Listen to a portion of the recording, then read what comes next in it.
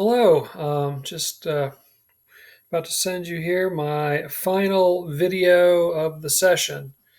So I want to do a couple of things in this video. I want to talk kind of holistically, um, overarchingly about Shelley Jackson's The Melancholy of Anatomy, which we just finished reading. And then, of course, no video would be complete without references to the master, William Gass. So I do want to talk about Gass's essay, The Artist and Society. So I'll be referring to this in just a few minutes here. So we finished reading The Melancholy of Anatomy.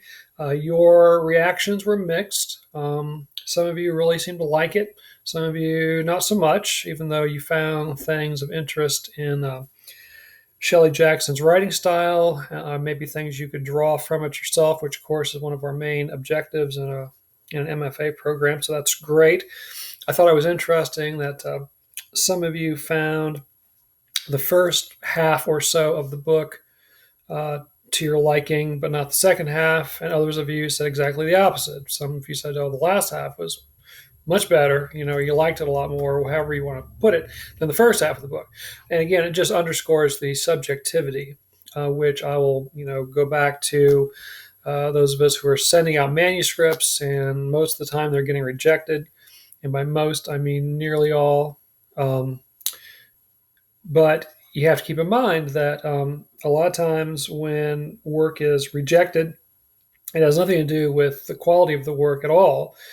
It oftentimes is logistics. They literally got more material than they could possibly use for a given issue. If it's a journal or a publisher, obviously can't publish every manuscript given to them. In fact, a very, very small percentage. And in some cases, maybe the manuscript wasn't even read. Quite honestly, people just were overwhelmed. Most people, especially at little literary magazines and so forth, they are doing this part-time as a labor of love, and they have other responsibilities, and they just can't read every single thing that lands in their inbox. So oftentimes you get something rejected without it having ever been read, and we'll never know. But even if it is read, and even if it is turned down, it's important to remember that that's just one reader, or maybe a couple of readers at most, their opinion on a given day, in a given context. And another reader another day in another context would love it. I've had stories rejected, and the editors have said this, that, or the other is the reason they're rejecting them. And the exact same story gets accepted, and the editor has said that the main reason it got accepted was this, that, or the other, exactly the reason somebody else rejected it. Somebody literally thought something was a cliche, and another editor thought it was the most original concept they've ever encountered, or something like that. So there's just no telling, right? So anyway, we had mixed reactions to The Melancholy of Anatomy, which is perfectly natural. A lot of you, talked about kind of overarchingly what you thought the book was about. I'm going to kind of share some of my thoughts on that. And I just really want to underscore, maybe double underscore, triple underscore. This is just kind of my reading of it. And it's not the correct reading by any stretch of the imagination. And I'm not going to be reductive and try to say, well, this is what Shelley Jackson meant. I think this is just one of the things that this really complex book is about. And Shelley Jackson herself may not have even thought about it in this way. That doesn't make it invalid for me to talk about it in this way. It's just that, the writer's process, the writing process is largely subconscious, and things come out in the text that the writer isn't even aware of. One of my favorite examples of that is my friend Adam Braver, who's a novelist and short story writer, etc. His first book was Mr. Lincoln's Wars, which was a conceptual novel, a series of short stories, many of which had been published independently here and there. Several short stories, and then maybe kind of a novella as kind of a concluding piece in the book. But as the title suggests, all of the stories are about Abraham Lincoln, either directly or indirectly. And as I was reading it the first time, and I didn't really know Adam yet, I was going to interview him for a literary magazine that I was editing. And I read his book in anticipation of interviewing him.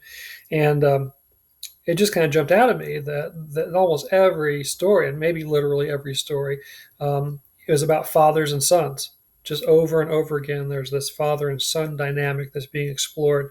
And so I'm thinking, well, this is certainly something that Adam is doing, consciously, because it's just so apparent, story after story after story.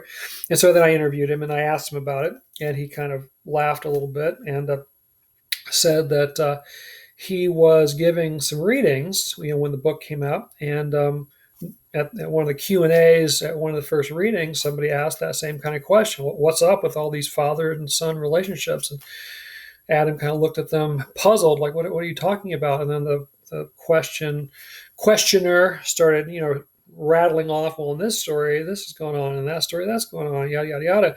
And it was sort of this revelatory moment for Adam, because he had no idea. He had no idea that all these stories were focused on father and son relationships. He didn't do it deliberately, he said, but yet there's no denying that it's there.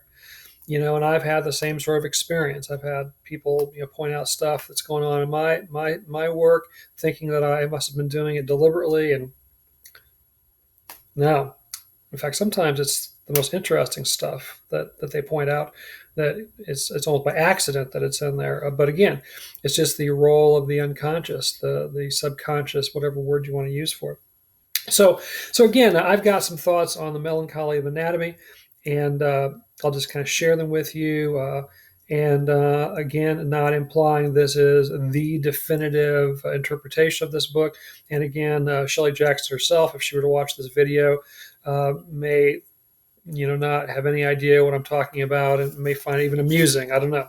But I think everything you said, in all seriousness, in terms of your interpretations, are certainly valid. A lot of you saw this as, a highly feminist text, and kind of pushing back against patriarchy and all kinds of things like that. And I certainly get it. I certainly see that too in the text.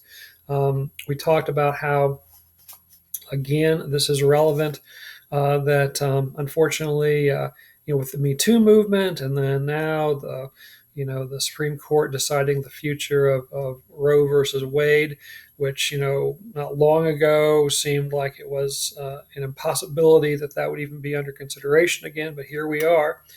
And that happens. I think a really complex book is complex for the ages. Just to digress briefly, Homer's Odyssey, which is some 3,000 years old, one of the kind of popular readings of that text is that it is about post-traumatic stress, about a war veteran who's trying to find his way home physically, but he's also trying to find his way home psychologically.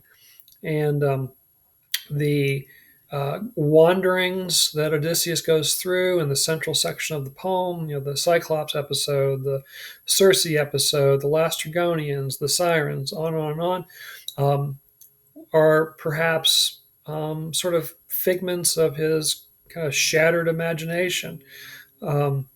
His trip to the underworld and him encountering his own mother there, the ghost of his own mother. And there's just all kinds of really interesting things going on. And then when Odysseus returns to Ithaca, his reaction to the suitors, which seems unproportional. They've been jerks, but do they really deserve the fate that he unleashes upon them? Again, very much like a battlefield, traumatized veteran returning to a domestic situation. Similarly, Shakespeare's Macbeth seems to be playing with the same kind of idea. Macbeth, a traumatized war veteran who is dealing with all of the effects of post-traumatic stress that we're familiar with. Insomnia, nightmares when he does sleep, paranoia, overreaction to threat. Some of the encounters, the ghostly encounters and the encounters with the witches, when you really look at the text, it's all kind of out of sequence and doesn't all make perfect physical, logical sense. So perhaps those are some sort of manifestations of his troubled mind. So those are texts that are written hundreds of years, thousands of years in the case of Homer, before there's even a recognized field we call psychology, which is starting to develop at the end of the 1800s, and long before Freud and others started to develop theories about trauma and post-traumatic stress and so forth. But yet clearly people were aware of it and were writing about it and exploring it in other kinds of texts. I may have mentioned that William Gass's novel The Tunnel, which came out in 1995 to very mixed reviews. And one of the negative criticisms of it consistently was that for one reason or another, it was kind of out of step, kind of old fashioned, out of date. But lo and behold, that book is about fascism. That book is about how easily people are led down a fascist trail. And there have been numerous articles written in just the last couple of years about the tunnel kind of forecasting, foreshadowing Trumpism. He doesn't talk about Trump in particular, but the phenomenon of a Trump-like leader and of the masses following someone like that is definitely one of the topics of the book. Gass Nostradamus? No, he like all artists, all artists worth their salt, all writers worth their salt, was a great observer of human behavior and exploring the mind and the heart and knew what it was capable of, and so he was writing about that. And so anyway, the Melancholy of Anatomy is perhaps more relevant today in 2021, on the knocking on the door of 2022, than it perhaps was even when it was first written and first published in 2002. So what is the book about? At least from my perspective, or one of the things that it's about. Again, I just really want to emphasize that I'm not trying to reduce this text to a single reading by any stretch of the imagination, and my reading is not consistent. I can't fit all of the pieces of the book into my reading, but I do want to point out a few little passages here and there that I think are supportive of at least my view, or one of my views of the book at least. So as we know, the book begins with this almost like a prologue titled Heart, and in it Shelley Jackson talks about if we hold ourselves still at the moment the year turns over, we can feel a faint beat. That is the black heart continuing its patient, serious work. What work? I am trying to find out. I have given my life to observing the hearts. Observing, of course, is the wrong word for the patient cultivation of blind spots, for trying to understand by the ways in which, yes, I do not understand what the heart is. So, to me, this is one of the keys of my reading of the book, or maybe my favorite reading, is that this is about the creative process. This is about the artist. And the black hearts are human beings. And not black because human beings are inherently evil, but black in terms of complexity, in terms of density, right? And so, what work I am trying to find out, I have given my life to observing the hearts. And so, that's what artists do. They have sort of dedicated themselves, or maybe by their natural inclination, they observe human behavior. They try to make sense of it. They explore it through their art, and so on. She goes on.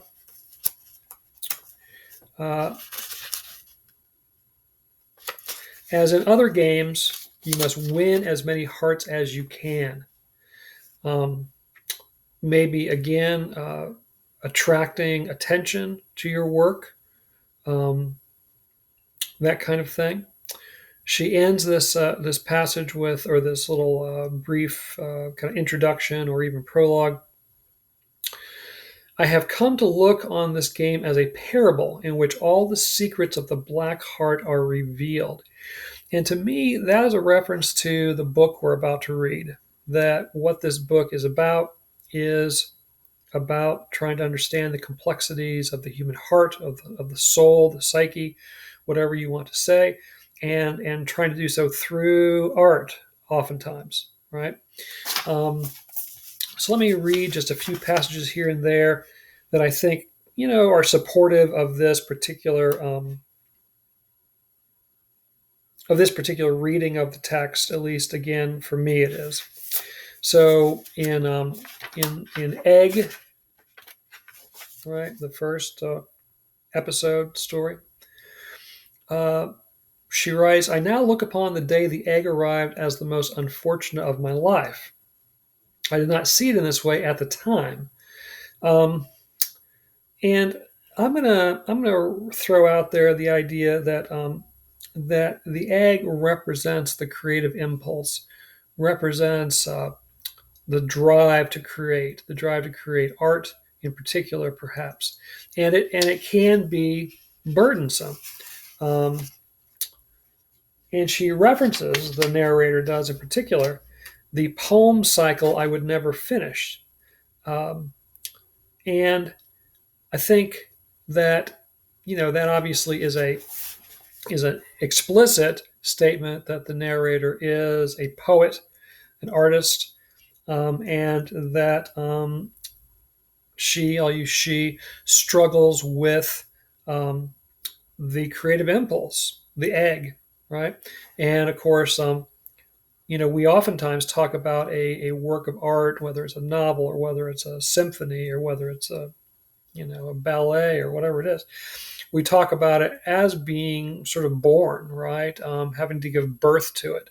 And so in that way, the metaphor is at work. And then she references to distraction, how she wants to work on this poem cycle, but she never seems to get around to it in any kind of effective way. She says that was the pattern, a moment of genuine interest, then a long, embarrassed retreat. And I think any of us who are writers, or any kind of artist, but are writers, we know that. We know that phenomenon of, yeah, being very interested in the beginning, but maintaining that interest, maintaining that energy can be a struggle, especially to try to produce something as long and as complex as a novel, as a whole play, again, as a symphony, as a collection of poetry, whatever it is, a screenplay. And we have that initial excitement, and maybe we generate a lot of pages in the beginning, but sustaining that over time can be difficult, especially again when the world kind of keeps encroaching upon us in our time, and nobody is encouraging us to do that. In fact, in many ways, maybe they're discouraging us, either through the rejection of our art, or people in our circle, our intimate circle, maybe don't want us to be so secluded, and want us to give more of our time to them, and oftentimes they deserve more of our time. Children and spouses and aging parents, whoever it might be. And so there is a certain selfishness, perhaps, that is needed to maintain that focus and to maintain that steady progress and so forth. As I mentioned, I had to adopt the strategy of getting up like ridiculously early every morning for 35 years, in order to work a little bit, to scratch away, peck away, 30 minutes in the morning, 40 minutes on a good day, to get some writing done before, when my kids were younger, getting them up and around and off to school and doing all those things I needed to do, walk the dog, et cetera, et cetera. So we have to find time in our lives, or make time in our lives, to follow that creative instinct, that creative urge at times. Again, others maybe are fortunate and they don't have some of those obstacles in their way. I've reached a point in my life where I don't have those obstacles anymore, and it's fantastic, let me tell you. But let me go on. So also in Egg, she says, and I use this in my book, The Artist Spoke, which came out in 2020, a novel. And in The Artist Spoke, there is a central figure, an artist, a writer named Elizabeth Winters that I'll just say up front, I definitely modeled after Shelley Jackson. As I've said before, she's been a great inspiration to me for, I don't know, more than a decade, maybe going on a couple of decades. And, um, and so she definitely was the inspiration for the writer Elizabeth Winters in that novel. And I took this passage for one of the sort of epigraphs in the novel. But she writes, yes, it was a burden. The thought did cross my mind. There were other things in life, clever little shaggy ponies, surveillance devices, snowboarding. There were excellent curries. There was probably a girl reading Genet somewhere. She might like mid century modern furniture, but she would come to understand my thrift store armchair in time. But once the egg had come to me, it was impossible to imagine a life that didn't contain it. So again, there are elements in life that call to us, and they may be either definitely or potentially very, very rewarding. Other things we might do with our time that we get great pleasure out of, maybe find our soulmate if we just take the time to look for them. But we've got the burden of the creative impulse. We have to lock ourselves away for for hours, for days, for weeks, for months. As you know, I'm also a scholar, and I do write scholarly articles and do that work too. And I've got ideas for whole books, things I think I could add to this subject matter or that subject matter that would be worthwhile. But quite honestly, I avoid doing them because I got remarried a few years ago to the love of my life, and we are happy as newlyweds every day, all these years later. And I don't want to make her a research widow. I can write my fiction, and I can do the research necessary for that pretty easily. I can write my critical articles. I can write conference paper articles. Knock those out fairly quickly, without being just completely invisible and away from the house and away from life for days and weeks and months at a time. The amount of solitude it takes to write a really, really well researched, fully documented, fully indexed book is incredible. The amount of time and effort that it takes, and I like it. I love it. I'm attracted to it, but I'm not attracted to having to disappear off the grid for the number of months, maybe years that it would require to do that. So I sort of scratch that scholarly itch with shorter articles, but focus most of my writing energy on my creative writing, which also I love, and that is my main impulse. And in part, one of the benefits of that is that I don't have to just disappear, and not engage with the love of my life now that I've found her, right? Not to mention my kids who are still in the area and all the other things I like to do in the world as well. This talks to, in my mind, the fact that seclusion, isolation is a really important thing for artists. The author and sort of public intellectual Will Self. I don't know if you are familiar with Will Self. I discovered him online, I don't know, 2, 3, 4 years ago, something like that. And you should look him up, watch some of his videos. He's a really interesting guy. Definitely tells it like it is. But he talks a lot about the writing process, the artistic, the creative process. And one of the things he talks about is the need for just time by yourself to think and to mull over what you're working on. It's a lonely sort of existence, and it can put a strain on relationships of all sorts. But that's part of the challenge, right? To try to figure out a way to fit that into your life with everything else that's going on. Let me get back here to my reading of the Melancholy of Anatomy. This line really struck me, and we've kind of talked about this off and on this session. Maybe disappointment was enlightenment, and this acquaintance with futility was the closest I would come to God. And again, based on this sort of view of the book, how I'm reading those lines is about this idea of the artist putting all this time and energy and sweat and tears into the process and having people not really pay attention to it. Maybe disappointment was enlightenment. I've kind of had to come to terms with that. Um, you know, I, uh, I write steadily, produce work all the time. I just finished a new short story that's part of this work in progress last week and started sending it out. And I'm pretty sure somebody out there will publish it. Whether anyone reads it or not, that's a much different kind of question. Um, but there just isn't a whole lot. You think of writing as a communication process, and the writer writes and the reader reads, and there's this sort of dynamic between them. But for a lot of us, and this has certainly been my experience for the last nearly 4 decades, is it's a kind of one-way street. The stuff goes out there into the world. Once in a while, you get a little bit of positive feedback, a little positive reaction from it. But for the most part, it's just kind of going into this deep well, this black hole, and who knows if anyone's reading it and getting much out of it. Again, once in a while, you get a little glimmer of hope, but it's certainly not the parades and accolades that one might want to expect and hope after spending years and years and years on a book. But it has to be enough, right? And the process has to be enough. Otherwise, you would do other things.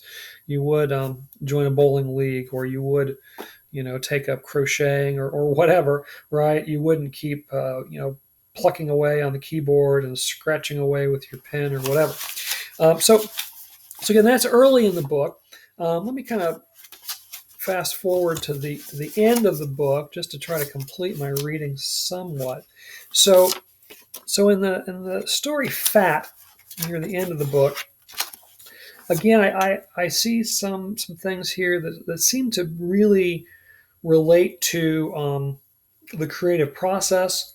And it also kind of reminds me, frankly, of the lockdown that we've been on, either fully or partially, for the last couple of years because of the pandemic. And again, this was written long before COVID-19. But again, great literature has a way of continuing to assert itself into the present and make perfect sense to us. So I think I do get that vibe from it, this sort of being sort of isolated from others, as we have been, many of us, for the last couple of years. But again, just to stick with my other reading, the creative process. This is a paragraph. It's on page 172. It begins, "When I get tired of crawling," and I'm going to read crawling and crawl, but when I say those words, maybe in your mind also put the word writing. When I get tired of writing, right? So crawling, writing, crawl, write, and see if any of that kind of makes sense. She says, "When I get tired of crawling, I go into the house, and when I get tired of the house, I crawl. Since nobody has commanded me to crawl, I can set my own hours and even take days off if I want to, though usually I like to get some crawling done every day. The point is, it's up to me. That's the advantage of being self-employed. I sometimes think I'm setting a new standard for crawling, or as I sometimes call it, for the novelty, notice the word novel in there, novelty creeping. Then I remember I'm the only one doing it. It doesn't matter anyway, whether I crawl with particular intricacy or with irony or with girlish artlessness. I'm only pleasing myself, not that I shouldn't please myself. In fact, if I wait for someone to wade into the garden to drop a medal over my neck for freestyle creeping, I'll wait a long time. It's interesting, though, that there are aesthetic satisfactions to be had in, loosely speaking, crap." So again, to me, this describes so well being, in the throes of the creative process, month upon month, year upon year. No one is demanding that you write, um, and you could stop if you wanted to, but yet you keep after it. Um, talking about how no one else is doing it. Again, I've talked about here in the middle of the cornfield where I live. Um, yeah, there are other writers around, but there's not a really very vibrant artistic community that I'm a part of. And so it is rather isolating.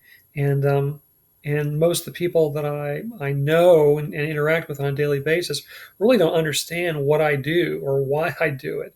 You know, a lot of times when people know that I've published a book, they'll say things like, "Oh, are you writing another one?" Yes, always have been, always will be. So for a lot of people, I think they sort of have this thought that writing a book, and maybe it is this way for some, but writing a book is you've got this one idea in your brain and you plod through the process and you produce it and then you're done. They don't understand that for most of us who write books, the writing is perpetual. You know that it just it never stops. There's always another poem, story, book, play, something to write. Right? It just keeps going. And notice it's for self satisfaction. It's because of the pleasure of the process itself. Right. Well, then finally, at the very end of Fat, the very end of the book, um, she writes. I sat up. All around me, animals were struggling up, alive. The birds staggered around, spreading out their gunky wings. The sun seemed to shine on us with the specific intention of licking us clean. We moved our limbs in wonder like cripples, faith healed. I lay back in the slick and smiled. There were roses everywhere. There went Musculus. Cadbury was prancing. The first birds tried their wings. I was shining like a gold medal. And to me, what this represents is the feeling of accomplishment at finishing the process, not winning accolades, not juicy contracts, not Steven Spielberg or somebody knocking on your door to make your book into a movie. But before any of that, which probably isn't going to happen, is just the satisfaction of having finished the process, especially if it's a really long book, or whatever that you've been working on maybe for years. That when you finish it, there is a sense of satisfaction. There is a sort of relief. You feel very good about yourself and maybe briefly for about the world for a while because you've finished this process. And again, what do you do with it at that point? That can be that's a whole other issue which we've kind of touched on here and there. But aside from getting it published, getting people to read it, all those mundane, worldly kinds of things, just the fact that you've finished this process, and finishing is a big deal. There are a lot of unfinished novels, unfinished symphonies, unfinished poetry collections, unfinished poems, unfinished haiku, I suppose, right?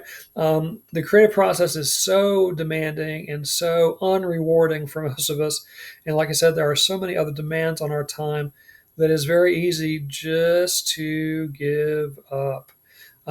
Just to find other things to do that are more satisfying. And so a lot of people begin projects and they never finish them.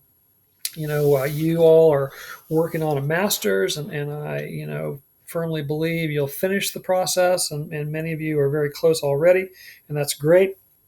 To teach creative writing in a university, it used to be having an MFA and some good publications to your name were enough to get you an interview and possibly a job, but it's gotten so competitive that nowadays most tenure track positions for creative writers are asking for not only an MFA and some really, really good publication credits, but a doctorate, a PhD in creative writing. And there are lots of those kind of programs out there, as you know.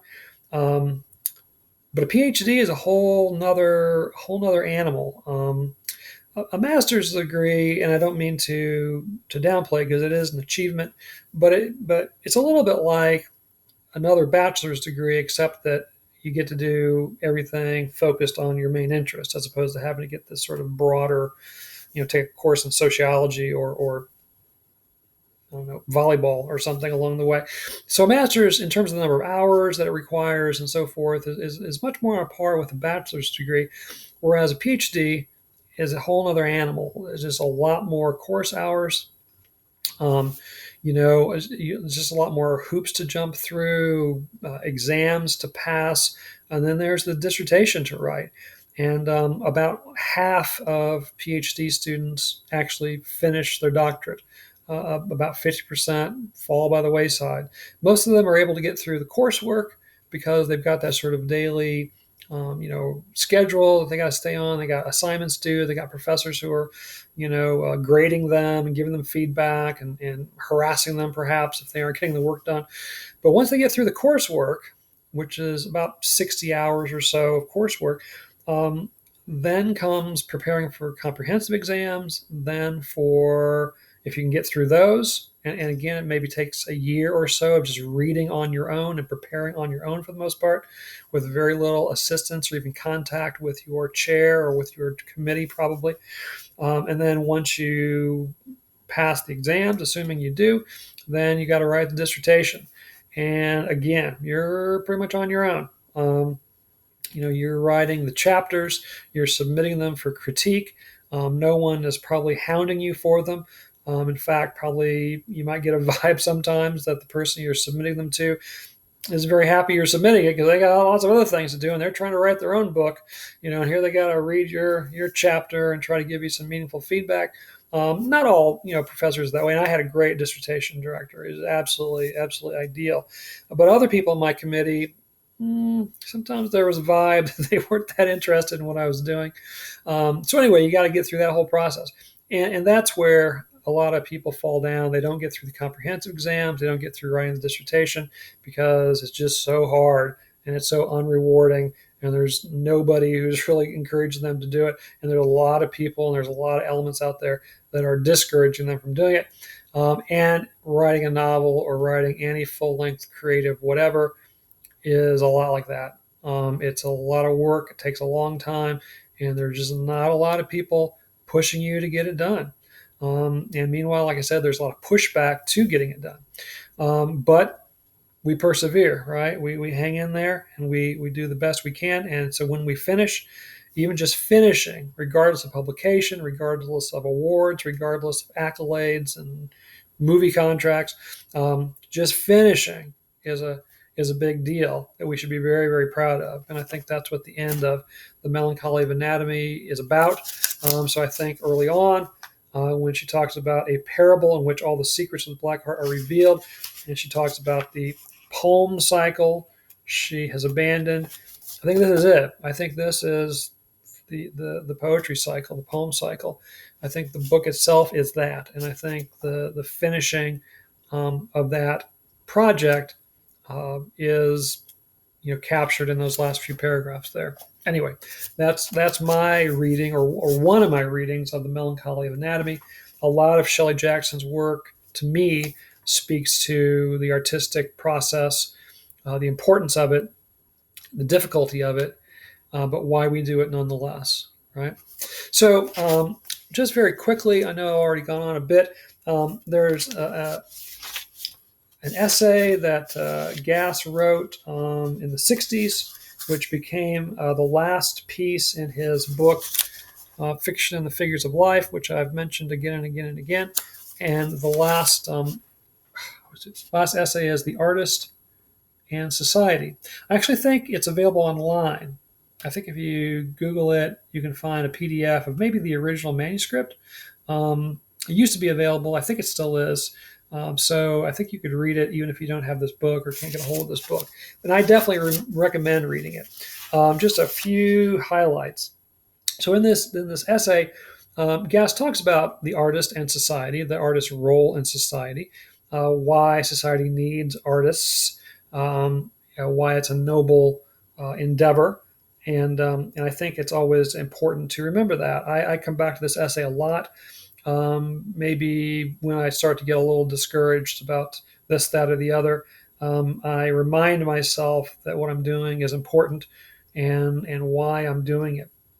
Um, and so one of the things Gass says in here is works of art confront us the way few people dare to, completely, openly, at once. So I think that's important, that art, whether it's a novel, whether it's a sculpture, whether it's a piece of internet fiction that's comprised of tweets and videos and who knows what else, um, they have to be honest to be art. They have to confront whatever their subject matter is in an honest, open, and kind of way, which could be kind of ugly, kind of be exposing some ugliness. And I think again, um, the Melancholy of Anatomy, there certainly is a grotesqueness and ugliness about much of that book, and to me, that's also part of the artistic process to be able and willing to address that and not shy away from it, right? Um, and Gass goes on to say in this essay, the aim of the artist ought to be to bring into the world objects which do not already exist there, and objects which are especially worthy of love. Works of art are meant to be lived with and loved.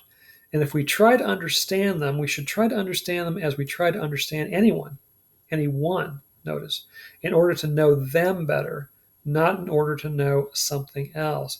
And again, this is a consistency in Gass's philosophy, his aesthetics theory, that that a work of art, a book, a story. Our goal is to simply give it to the world as a beautifully written something or other, right? It's not to make a statement. It doesn't say it doesn't make statements. Of course it does, but the artist's primary job is to make it as beautiful as we can, right? And that doesn't mean to only address beautiful subjects, but to make it beautiful in terms of the way it's constructed. Constructed through beautiful language, through complex structure, through multiple layers of meaning and so forth. He goes on. Often enough, we lead split lives, the artist as often as anybody. Um, And for that, the world is partly to blame. It does not want its artists, after all. It especially does not want the virtues which artists must employ in the act of their work lifted out of prose and paint and plaster into life. Again, the world oftentimes is kind of working against us. There's been a movement afoot again, a renewed interest among a lot of conservatives to ban books, to to take books out of libraries, to even shut down libraries, questioning why teachers would ever be teaching things like Toni Morrison's Beloved, for instance, and so on. And so there's a lot of pushback. There's a lot of people in our society who don't want certain issues, certain ideas explored. They want people to remain in the dark about them, and so there's a lot of pushback against that. It does not want its artists, right? Um, just a couple more things. I'm not going to go into it, but Gass talks about the virtues of the artist. In other words, these are characteristics an artist needs to have. And that's a really interesting section, but it's a little bit longer, so I'm going to maybe entice you to try to find it and read it yourself. But he goes on to say, naturally, the artist is an enemy of the state. He cannot play politics, succumb to slogans and other simplifications, worship heroes, ally himself with any party, suck on some politician's program like a sweet. He is also an enemy of every ordinary revolution. He undermines everything. In other words, an artist has to be dedicated to their art, not to a political cause, not to a corporation, certainly, not to selling some product, but rather just to put their art out into the world. And I suppose a really successful artist offends everyone, or something like that, no matter their ideological perspective. And so, why do it? Well, we're driven to do it. We're driven to create art. But there can be benefits, and that's how benefits to society. Well, there definitely are benefits to society. I shouldn't say it can be, there definitely are. And one of those things is concerned with consciousness. That when people experience art, read a book, watch a play, listen to a opera, whatever it is, when they experience art, it has an impact on their consciousness, on the way they think. And again, for a lot of people, this is scary. They don't want people thinking about anything. They just want them doing what they're told, right? But art is provocative. It does make us think, and that is good. That's important. We need to be thinking about the world. We need to think about ourselves. We need to be thinking about kind of our place in the world and all those kinds of things. So, so what we're doing, writers, is important. It's not easy. There's a lot of factors working against us much of the time. It has to be kind of rewarding in itself because oftentimes other kinds of rewards, monetary or otherwise, are not forthcoming. Um, but it is important, and I think we can get enjoyment out of it. I know I do. I know I keep doing it in spite of the lack of fame and fortune. I don't know what I would, how I would live my life otherwise. I can't envision a version of my life where I'm not writing and making books, writing books, doing those kinds of things. And I certainly would wish a lifetime of that kind of pleasure to you as well. So I will stop there and wish you well.